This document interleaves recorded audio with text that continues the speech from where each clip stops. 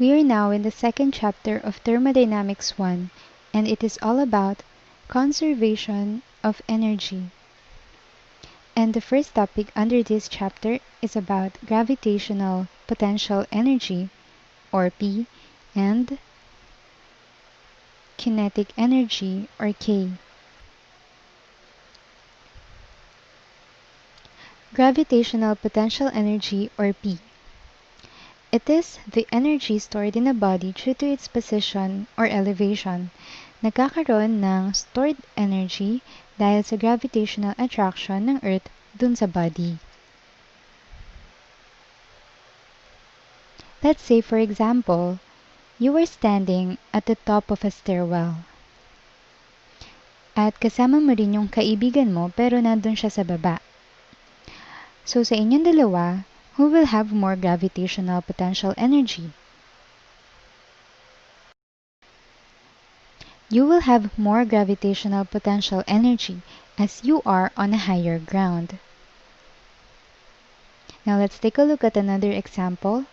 There is a pink ball at the top of a stairwell, and besides it is a blue ball which is bigger and heavier.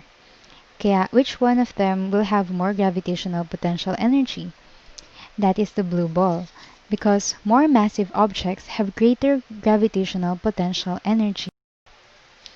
As we can see, there is a direct relation between the gravitational potential energy and the mass of a body.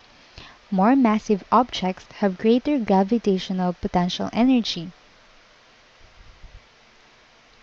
At meron ding direct relation sa gravitational potential energy at sa height ng object. Kapag yung object ay naka-elevate ng mas mataas, ibig sabihin mas mataas din yung gravitational potential energy ng object na yun. Kaya from this, makukuha natin yung equation ng gravitational potential energy. And that is P is equal to Fg times H is equal to, expand natin yung Fg, which is equal to mass times acceleration due to gravity over k times height. The change in potential energy is equal to P2 minus P1 is equal to mass times acceleration due to gravity over k times h2 minus h1, or the change in height. Now, let's go to the kinetic energy, or K. Kinetic energy is the energy or stored capacity for performing work possessed by a moving body by virtue of its momentum, or in simple words, it is the energy of motion. Any object na gumagalaw, vertical man yon or horizontal motion, meron siyang kinetic energy.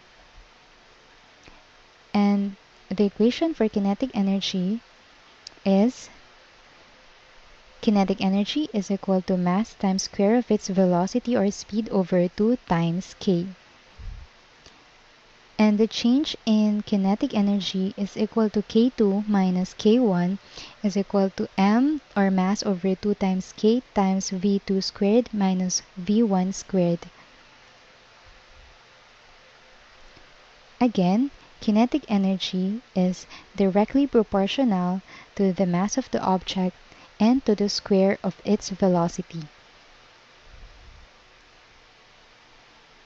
Kagaya ng potential energy, the standard metric unit of measurement for kinetic energy is the joule, or 1 joule is equivalent to 1 kilogram meter squared over second squared. And let's try to solve some problems involving potential energy and kinetic energy. Number 1. The 600 kilogram hammer of a pile driver is lifted 2 meters above the piling head. What is the change in potential energy? If the hammer is released, what will be its velocity at the instant it strikes the piling? Local g is 9.65 meters per second squared. Let's draw a free body diagram, or FBD, for this problem.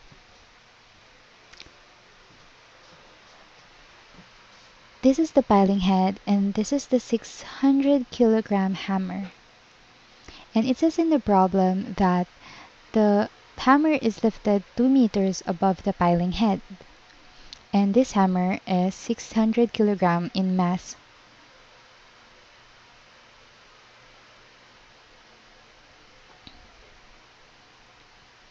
let's write the given.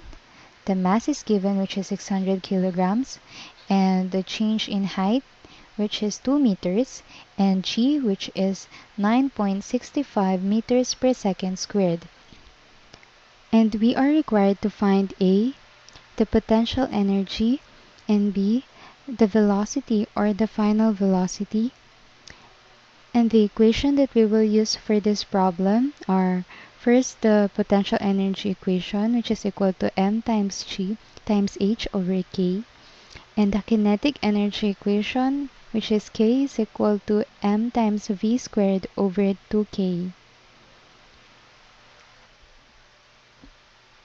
And solving for letter A first, we are asked to find the potential energy. I will rewrite the equation.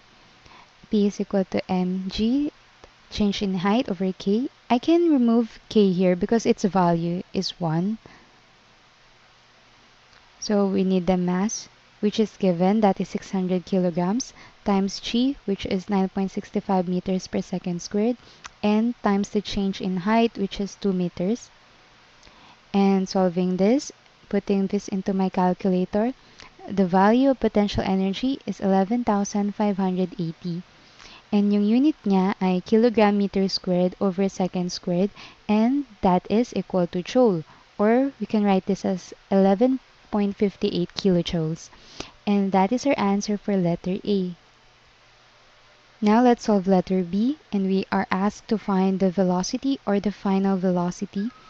And we can get the value of the velocity, or we can derive its formula from the formula of k itself, na k is equal to mv squared over 2k.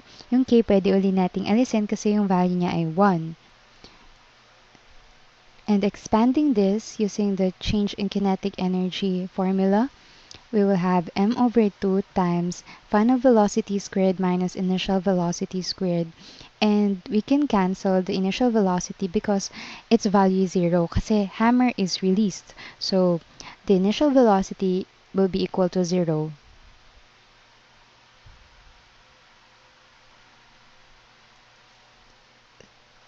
So now we can derive the equation for the final velocity, which is equal to the square root of 2 times the kinetic energy over the mass. And this is the equation that we will use for letter B. So the final velocity is equal to the square root of 2 times kinetic energy. The kinetic energy for this problem is equivalent to the potential energy. And this is because, for example, sa illustration na to, meron tayong tatlong bola. Yung una, at rest yung bola, nasa ground siya. Kaya yung potential energy niya ay equal to 0 at ang kinetic energy niya dahil hindi siya gumagalaw ay 0 din. And kapag naka-elevate yung bola, magkaka-value yung potential energy niya na equal to m times g times h at yung kinetic energy ay 0. Pero kapag nirelease na yung bola pababa, yung potential energy niya ay almost 0 at ang kinetic energy niya is equal to the potential energy ng bola nung naka-elevate siya or equal to P2 na equal naman sa m times g times h. So that's the reason why equal yung ating kinetic energy sa potential energy. And yung potential energy yun ay nakuha na natin sa letter E kanina na may value na 11,580 joules. And yung joule equal siya sa kilogram meter squared over second squared. At ito yung gagamitin natin para may makancel tayong mga units. And sinimplify ko na rin yung 11,580 into 11.58 times 10 to the third power. And yung unit kilogram meter squared over second squared all over the mass, which is equal to 600 kilograms. And I can cancel the kilogram. And natira yung meter squared over second squared. At yung square root nun ay equal to meters per second. And that is the right unit for the velocity. So solving this problem, the final velocity is equal to 6.21 meters per second. And that is our answer for letter B. Now let's go to number 2. A lump of ice falls from an airplane as it comes into land. If the ice hits the ground with a vertical speed of 85 meters per second, what was the height of the plane when the ice fell off? G is 9.81 meters per second squared. we have to draw an FBD or free body diagram again for this problem. Ito yung ice. And we are asked to find the height of the plane when the ice fell off. And given natin ay yung final velocity which is 85 meters per second. And also the acceleration due to gravity which is equal to 9.81 meters per second squared. And we are required to find the height of the plane. And the equation that we will use is the change in kinetic energy is equal to the change in potential energy. And that is expanding that m/2 times the final velocity squared minus initial velocity squared is equal to m times g times h. So solving for the height of the plane, I will rewrite the equation that we have. And maraming hindi binigay sa problem nito like the mass. Pero isusulit ko pa rin siya para makancel ko siya mamaya.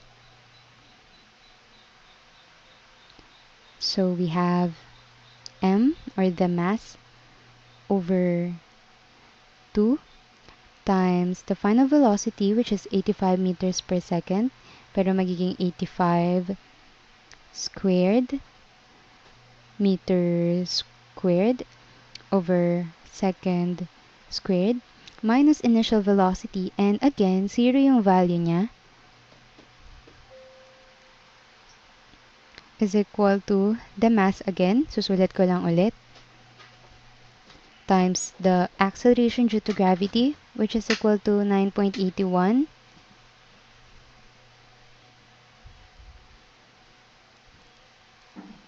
meters per second squared times the height now we are required to find.